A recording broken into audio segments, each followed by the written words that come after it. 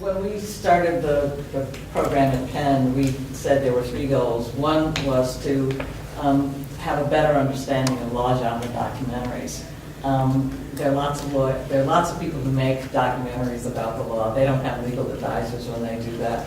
They would never make a medical related to documentary without having doctors involved.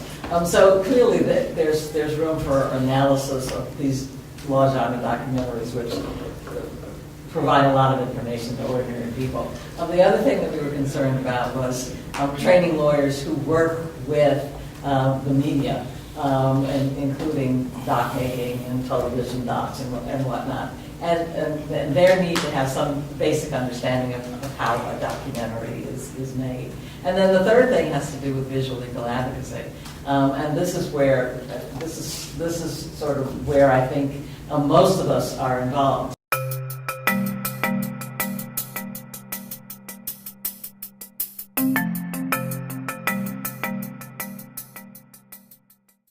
I think that because we are looking at a generation of lawyers, we're training a generation of lawyers who have access to so many tools to expand their storytelling abilities. What we have to do is look at how we redefine what it takes to be a competent lawyer. And competency in 21st century litigation means that they have to be aware of these technological tools, how to use the images more effectively. My mother used to always say, I can show you better than I can tell you. Well, she meant it in one way, but her point was well taken, and it certainly has an application in this context, that juries, I mean, the studies have documented that the juries are affected by those images in a way that's different from if we only use the words to explain them. Oral advocacy alone is not as effective as the combination of the oral and the visual. Lawyers have a very important role in explaining to the world the rule of law and what it means to have justice in civil society.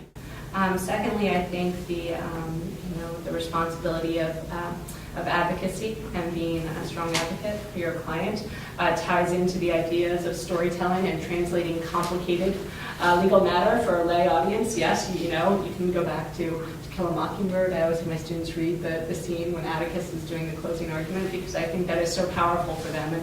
And Jem says to Scout, oh, you could have even understood it, right? He explained it so clearly you could have understood it. So again, that's kind of translating role. Third, I think the idea of bringing in an interdisciplinary component, that we have a duty of professional judgment and candid advice, and that extends beyond the law to bring in moral, ethical, social, and political considerations to our advice to our clients.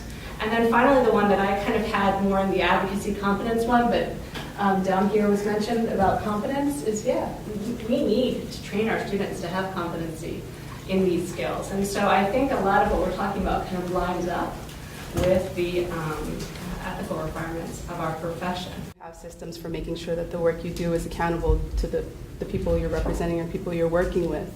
And I think part of that means making sure that it's translated, or that people have the opportunity to really say it's reflective of their experiences or what they've shared with you. And so you can use somebody's narrative in the courtroom, and they may not be really understand the rules that kind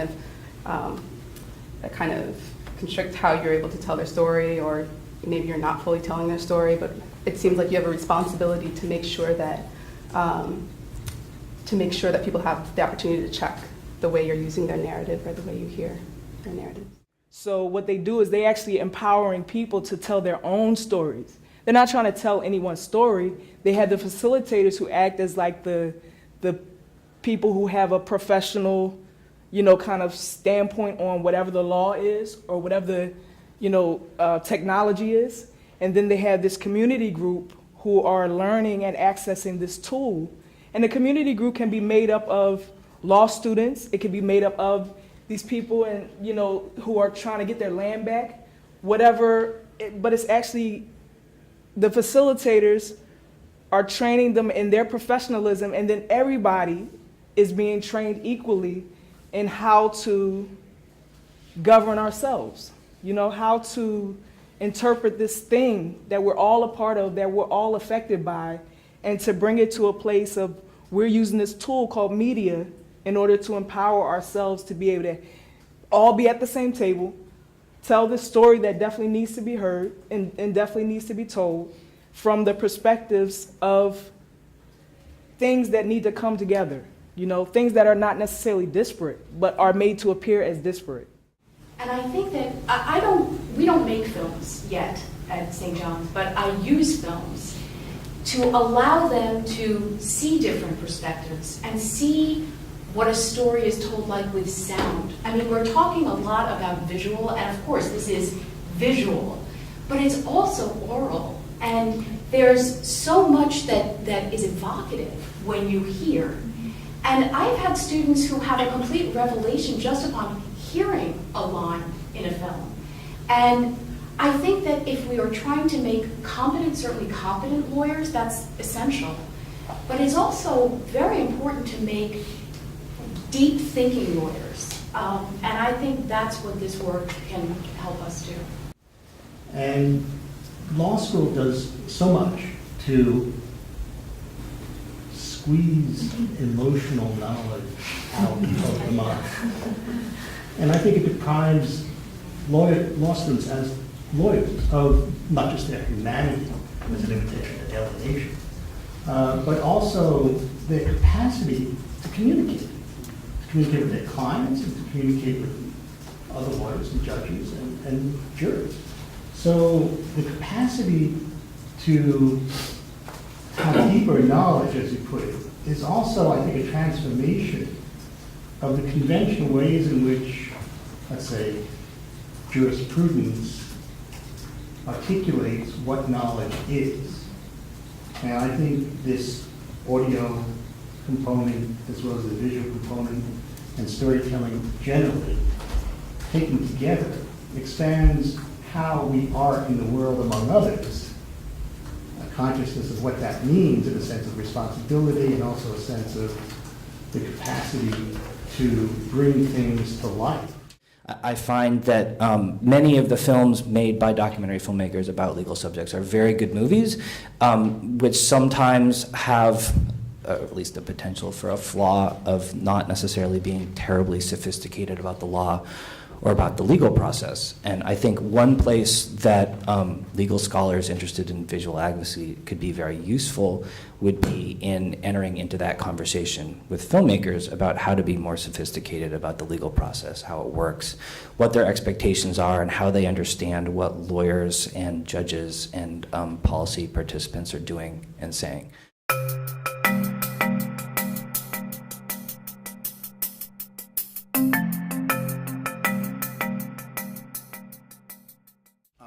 I got really excited and said, my students should make films. So we bought the equipment, and I started as an assignment every year that the students would break up into small groups, pick an environmental topic that they care about in my environmental law class, and make a short 5 to 7 minute video. We've done that every year since 2002, and the result is we now have 70 of these films online. They're very amateur productions. The original reason I did it was just because I thought it would be so much fun and it would make the course more interesting, but of course you had to have a pedagogical reason. So my reason was to show students how hard it can be to translate complex regulatory issues into a form that ordinary people can understand. Now I'm being told by a lot of public interest groups who hire our students that, you know, because a YouTube video can change the world, this is exactly the kind of skill that they like students to have. So in the same way, many of our clinics teach students how to write press releases. We're committed to teaching students to interface with professional media makers to incorporate video and new media in their cases and campaigns. And from the clinical perspective, we don't think that the best skill set to teach our students is how to operate a camera. And in fact, that can be very frustrating. And if your measure of success is producing something that has impact and is professional, then that's a hard thing, I think, to do in the clinical context. So we partner me and other contractors who we hire to produce professional quality video.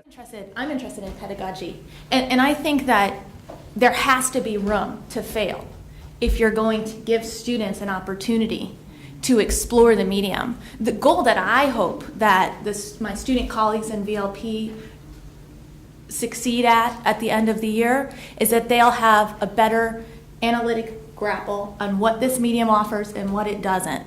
And if they get that analytic traction by making a film and failing, according to some external framework, that is fine.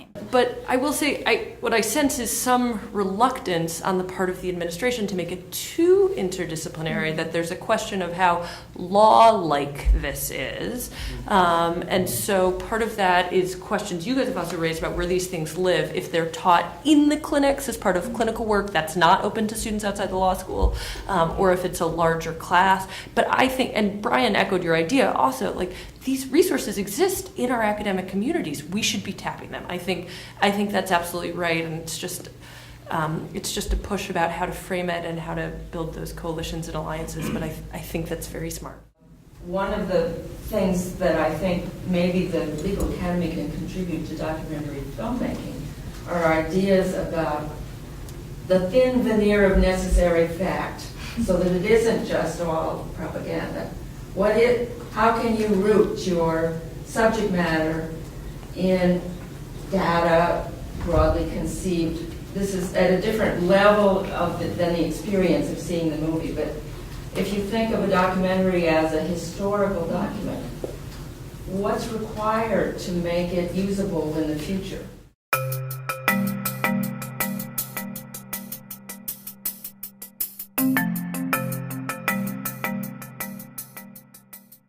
It seems like one theme that's emerging is the training of students, and and on some level that seems to be the easiest explanation for why have this in a law school environment where the law schools are charged with training students and future lawyers, and that seems to be the least sort of contestable, right? We all are here because we have some belief in the use of imagery as literacy, and so I think we're probably preconditioned to agree that it would be useful to have our students be trained in this way, and that's picking up on what you said already.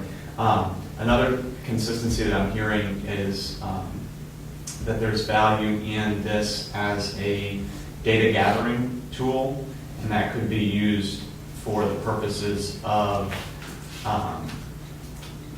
evidence in a courtroom. Or it could be used for the purpose of, for lack of a better word, evidence in legal scholarship. It's, I think, Katie, you were saying it's different when you read the incinerator was there and there was pollution versus seeing someone say it. And I think that you could look at that from the perspective of the student. It's kind of like, wow, the student kind of has that understanding. But also, even if the student is absent from that, and this in some ways connects to my work, the scholar is seeing it in a different way, or the scholar is able to present it in a different way as a result of a different method of gathering data. I think in answer to the question whether our work is visual legal, advocacy, or scholarship, I would say that it is a mixture of both, but it leans more towards scholarship, given the work that we've done. One of our films was about the segregation of Carver High School, which is a school in the West Grove. Our second film was about the desegregation of that school and the desegregation of the West Grove. And then, as I mentioned, our last film had to do with an incinerator that was situated in the West Grove for about 50 years and the aftermath and the lingering effects of that incinerator. And so I would say that it's definitely a form of scholarship because we're trying to bring to light these issues that were never previously recorded in any way, not reported on in the newspaper that often. The West Grove is underserved and disenfranchised in many different ways, and so we look at this as an opportunity to bring to light for all community members who are there and for the surrounding Miami community to see what has gone on here. Everyone's making different work for different audiences, right? Some people are making it for practitioners, for students, for the general public, to be presented in a courtroom, in a classroom, in a community group, right? Depending on what your audience is, that's really going to do a lot of determining in terms, determine to a large extent content, et cetera. And so, in addition to what you guys are talking about, I'd like to just hear from others about the different audiences that you all have engaged with your work. And again, I think that has a lot to do with whether it's conceived as advocacy or scholarship or what have you. And I'd like to expand my mind in terms of audiences I can tap into for the work that I do. That we as a group may be able to figure out how to take our skills, collective skills, to be able to lobby the organizations that influence legal education, such as WALS and the ABA, to help raise consciousness and awareness of the importance of incorporating technology and technological skills training in law school curricula, and so that we can become a viable resource for those organizations, and that we actually see that this becomes a platform for scholarship, so that the concern that you raised, Bernadette, is addressed, that it has some validity when reevaluating scholarship and for tenure purposes and whatnot.